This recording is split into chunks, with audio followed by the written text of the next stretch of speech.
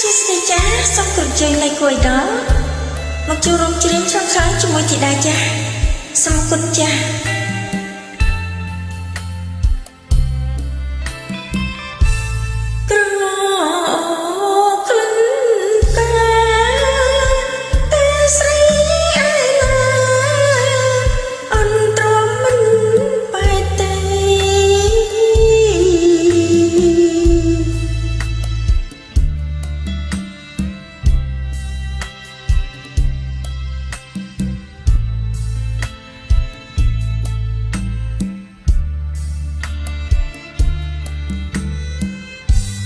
ខ្ញុំ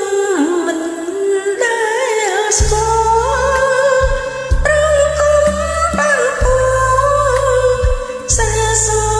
វិចា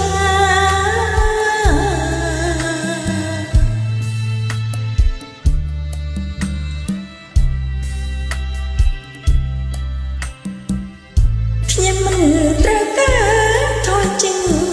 ភ្លាមទៅ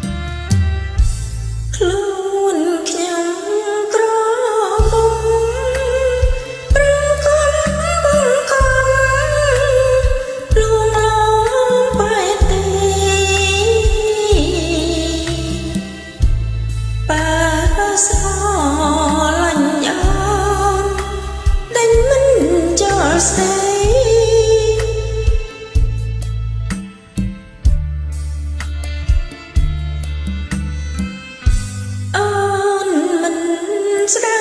យទេពីមួយមិនថាស្ដាយណាប្រងពុនឡ